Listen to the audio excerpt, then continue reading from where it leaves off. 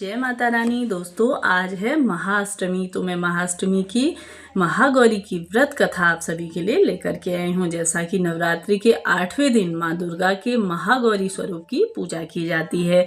इस दिन कई भक्तजन कन्या पूजन करते हैं, तो कई भक्तजन नवरात्रि की अष्टमी तिथि को माँ को सच्चे मन से आराधना करते हैं, जिससे कि उनके जीवन की सभी दुख तकलीफ, हारी बीमारी सब दूर हो जाती है। कई भक्तजन व्रत करते हैं, तो कुछ लोग कथा सुनकर ही माता जगत जननी का आशीर्वाद प्राप्त करते हैं। मान्यता है कि माँ दुर्गा ने अष्टमी के दिन ही राक्षस महिषासुर का वध किया था। तो महिषासुर की व्रत कथा आप सभी के लिए लेकर के आई हूँ। जैसा कि पौराणिक मान्यताओं के अनुसार असुरों के राजा दंभ को पुत्र की प्राप्ति हुई, जिनका नाम उनने महिषासुर रखा। महिषासुर शुरू से ही अमर होने की इच्छा रखता था। अपनी इच्छा की पूर्ति के लिए उसने ब्रह्मा जी को प्रसन्न करने की सोची, जिसके लिए उन्होंने उनकी तपस्या करना प्रारंभ कर दिया। महिषासुर की तपस्या से प्रसन्न होकर ब्रह्मा जी ने उन्हें मनचाहा वरदान मांगने को कहा। उसने ब्रह्मा जी से अमर होने का वरदान मांगा, लेकिन ब्रह्मा जी ने महिषासुर की इस मांग को नहीं माना और इसके बदले में उन्हें दूसरा वरदान मांगने को कहा। तभी महिषासुर ने ब्रह्मा जी से कहा, मुझे ऐसा वरदान दीजिए कि मैं न तो कोई दैत्य, न कोई मानव और न ही देवता, कोई भी मेरा वध नहीं कर सकेगा। मेरी मृत्यु किसी स्त्री के हाथ ही हो।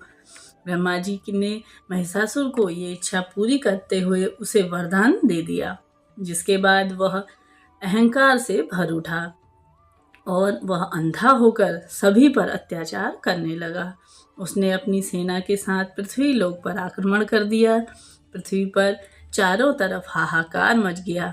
कुछ समय बाद महिषासुर ने इंद्रलोक पर भी आक्रमण कर दिया और देवराज इंद्र से स्वर्ग छीन लिया। महिषासुर के अत्याचार से परेशान होकर देवी देवता त्रिदेव के पास पहुँचे। विष्णु जी की सलाह पर देवताओं ने मिलकर देवी शक्ति की सहायता मांगी और उन्हें पुकारा। तभी सभी देवताओं के शरीर से निकले तेज से आदि शक्ति माँ प्रकट हुई। जब आदि शक्ति माँ प्रकट हुई तो हिमवान ने देवी दुर्गा को सिंह दिया। इस तरह वहाँ मौजूद सभी देवताओं ने उन्हें अपने एक एक शस्त्र दिए और साथ ही देवी के अत्यंत सुंदर रूप को देखकर महिषासुर मोहित हो गया और उसने अपने एक दूत के जरिए उन तक विवाह का प्रस्ताव भेजा। महिषासुर की इस हरकत से देवी भगवती क्रोधित हो उठी और उन्होंने महिषासुर को युद्ध के लिए ललकारा।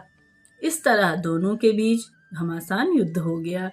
युद्ध शुरू हुआ और माँ दुर्गा ने महिषासुर की सेना का नाश कर दिया। युद्ध पूरे 9 दिनों तक चला और अंत में देवी भगवती ने महिषासुर का सिर काट दिया और माना जाता है, इसलिए इस दिन महाअष्टमी का व्रत किया जाता है। और साथ ही जैसा कि इस दिन अगर आप व्रत करते हैं तो अति श्रेष्ठ है। ना कर पाने की स्थिति में भी आपको माता की उपासना अवश्य से ही करनी चाहिए।